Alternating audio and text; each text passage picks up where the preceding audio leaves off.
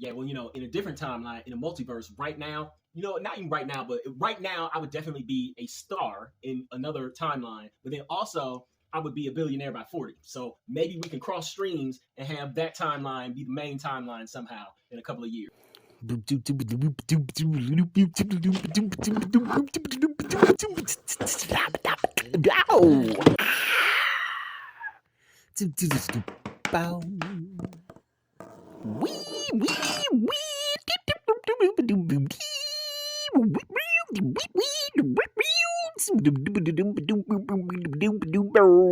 Wow. Hey everybody, my name is Michael Stephenson. Welcome to my YouTube channel. You are currently watching my art/entertainment industry series, Hollywood is Broken. On this channel, I have been trying to develop a particular lingo or language specifically for the channel. So I ask that if this is your first time, your first video that you are watching of me, that you please go back and watch some of my earlier videos so that you can get the language and that you know and understand what I'm talking about when I talk about things like the Lost Effect or the Avatar era or even the Rocky Horror Picture Syndrome, things of that nature. So let's get into it. You see what the title is, and I'm sure that you are just as confused as I am. Like, if you are a casual fan, you could be completely and totally forgiven for being confused right now because Marvel and its timelines, oh boy. So first off, this is Marvel March for me, so I'm going to be talking about a lot of Marvel stuff. And yeah, I'll probably talk about other Marvel stuff throughout the year, but seeing as how Marvel only has one film coming out this year, and that's Deadpool and Wolverine, which I really don't plan on seeing in theaters. I felt like talking about just Marvel in 1 or 2 months would have been, or is, just perfect enough of a time to spend on Marvel. Now, in this month, we're going to be talking about the good, the bad, the ugly, the indifferent, and the weird that Marvel is currently doing right now, what their future should look like, what their past did look like, the goods and bads even of the past, and what their current looks like. So currently, I'm sure a lot of fans, I am very concerned specifically about Marvel's use of timelines or their mixture of timelines. I think one question should start this off quite well, and that is, does anybody know specifically what year it is in the Marvel Cinematic Universe right now? Like, what year is it for their last, not TV show, but their last film that was released, The Marvels? Do we know what year that was supposed to be taking place in? Now, don't get me wrong. I know that there are plenty of super Marvel fanboys and fangirls that are watching these videos right now, probably. And because you love all things Marvel, or because you are a Marvelite, you probably, unlike the casual fan, casual viewer, you probably go and search every discussion board, every Reddit, every Twitter, every tweet, Instagram accounts, etc. You scour the internet looking for information and news on, and just plain old announcements on, about, and around Marvel. So yeah, you probably know what the year is, but I think that it is incredibly concerning that the average viewer probably doesn't know what the year is supposed to be. And I say that because I did read just recently an article that mentioned that even the writers and some of the creators of these various film and TV franchises now are struggling to remember what year their character, specifically the one that they're writing for, is in, as well as where the timeline is. Not only are the writers, but even some of the executives seem to be struggling with this, of where they're supposed to be. So let's go through it a little. So if you see here on actual Disney Plus, what you're looking at is that this is the lineage, or the linear path that they are saying you should take as a viewer if you want to watch all of the films and TV shows, including the Netflix shows. It doesn't look like they have Agents of S.H.I.E.L.D. on this timeline, which is strange, but including the Netflix shows and, of course, all the Disney Plus shows, this is the order that you view them in when it comes to not the release date, but specifically what year they are supposed to take place in. So that's why you have Captain America, the First Avenger, is first, even though Iron Man 2, and I even think Thor might have released before Captain America First Avenger came out. So this is supposedly their master timeline. I saw online, and I might have a screenshot of it. If I do, I'll put it up here. They separate, the screenshot that I had, or the thing that I saw online, is that they separated even the seasons of the TV shows into different timelines as well. So that Loki season 1, Loki season 2, when those two take place, etc., etc. So my problem here is that I think the timeline has gotten confusing for everyone. Now, don't get me wrong. I do think that the 5-year jump was phenomenal. And in fact, I thought that in one of my abandoned project videos that I'll be doing probably in the summer, and it will be like a longer series of abandoned projects, but I'm going to do what my version of Justice League as well as Superman were going to be. And I have time jumps in that thing galore, okay? So, because I had it all planned out over the course of, I believe, 6 or 7 movies. So I'm not knocking the time jump at all. I think that it was genius. I think that it was great. And as I said, it was something that I had planned on doing some years ago when I wanted to do a Justice League. And this, of course, was before James Gunn signed on to be the head of the Disney, or excuse me, the DCU, the cinematic universe for DC Comics. But with that being said, and let me preface this by saying that this is probably going to be somewhat controversial for a lot of you, because I have to put this in, that these two things are working together. You have the 5-year jump, but then you also have this other thing. And I hate to say it, but in my opinion, Spider-Man he sits as part of the center. He's one of the centerpieces of a lot of Marvel's problems right now. And don't get me wrong, I love Spider-Man, so it is not specifically me hating on Spider-Man the character, but rather things around Spider-Man, the sort of stuff that's going, the politics and stuff that are being played out with Sony and Disney around Spider-Man, the actors and actresses involved in the MCU Spider-Man.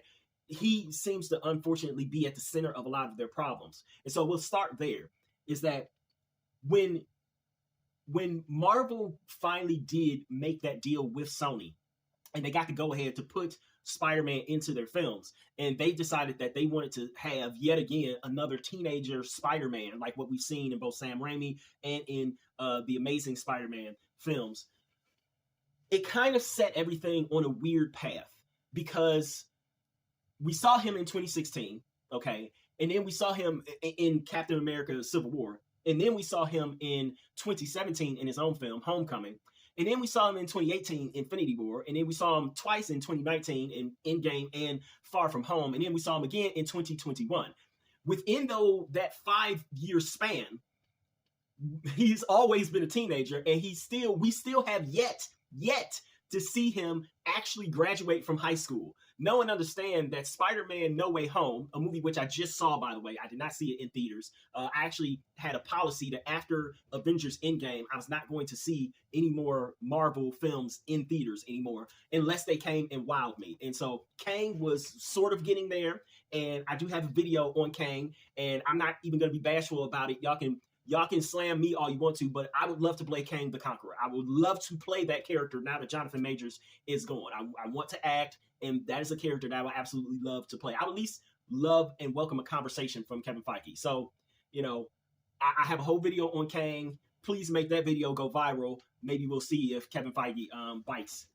But anyways, the problem is that we still have yet to see him graduate high school. He's still a teenager. And yes, even in No Way Home, realize that movie ends in the middle of the school year. Like, it ends in the middle of his senior school year. From everything that I can see and get. But then you also have the poor timing within the film, is that I don't know, I honestly don't know how many people realize this, but Far From Home and No Way Home take place within the same year. Does anybody else notice that? Like did anybody? And of course, I'm sure that there's like a Reddit board or a Twitter a stream, or excuse me, an X whatever. I don't know what they call it anymore. An X stream or whatever.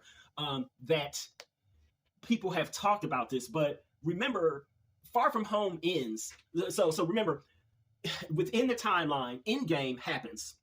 Avengers Endgame happens, Tony dies, etc., etc. And then you see within the denouement, you guys have to forgive me because it's been a long while since I've heard it pronounced, but denouement is a legitimate literary term, Ment. You can look it up if you don't know anything about it. I might do a video on it, in which it is basically after the climax, after everything in the story has happened, there's room made at the end of the story to basically do a wrap up of all of the storylines and everything, like any sort of lingering strands of what's going on out there.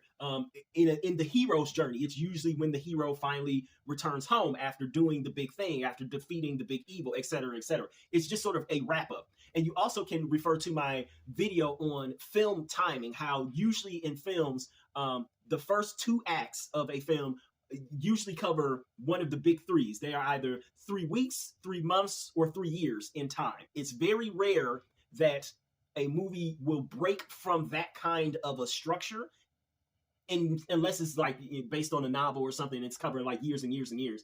But the climax of the film, the Act 3, usually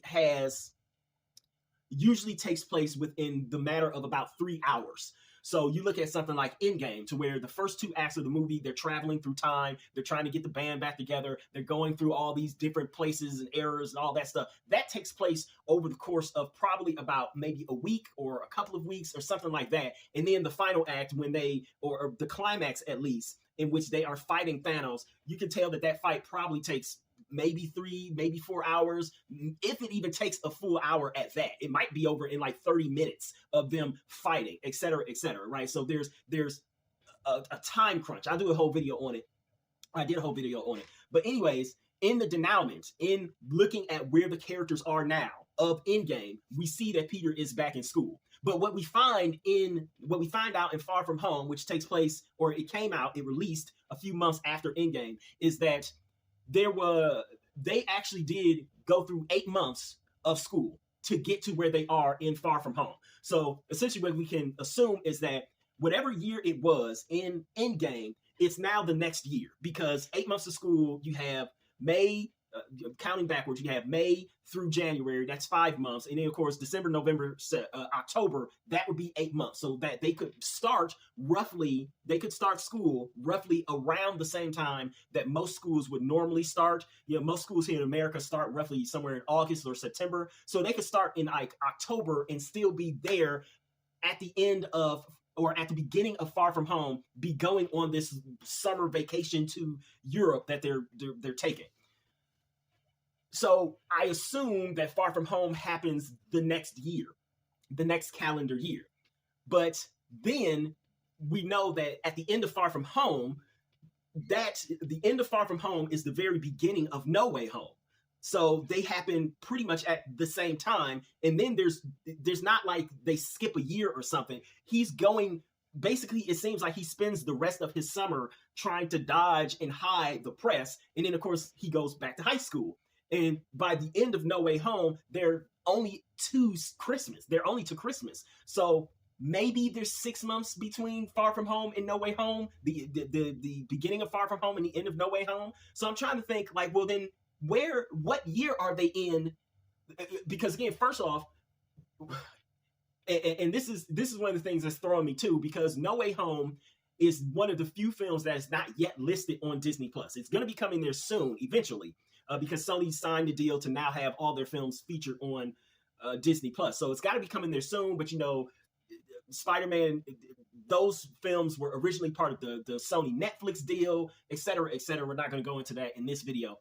But I want to know where on the timeline they're going to place that. Because when you're looking at this timeline, you see all these other products, too, that stretch out. And it's like, well, God, where on earth do any of these products go? I'm trying to figure out. I'm really trying to figure it out, because now they have so many different projects that are working on completely different timelines. Take for instance, Miss Marvel. If Miss Marvel happens in the mid 2020s, say that it happens all the way after Spider-Man, all of the Spider-Man, then that means that it would at least be around 2024, 25 when Miss Marvel happens, which means that Captain Marvel, the original Captain Marvel, and then the Marvels takes place 30 years apart from each other, which I guess makes sense because Monica, or whatever her name is, she is 30 something, right? But wait a minute though, wouldn't she be? Okay, hold on. How old was she when Carol actually left. Like when she left in Captain Marvel, when she left Earth to give to look for a place for the Skrulls. How old was that girl? Because to me, she looked somewhere around between 8 and 11 years old, which means that, oh my God. See, this is why I'm struggling, because the timelines are weird. Even going back to before Endgame, there was still quite a bit of jostling and jockeying for what should be the year, even before Endgame happened. So Thor Ragnarok, right? Thor Ragnarok happens, and we assume that Thor Ragnarok happened in the year that the movie came out, in 2017. So does that then mean that Avengers Infinity War happened in 2017, not 2018 when it actually came out? Because then that would mean that the 5 years later would be 2022.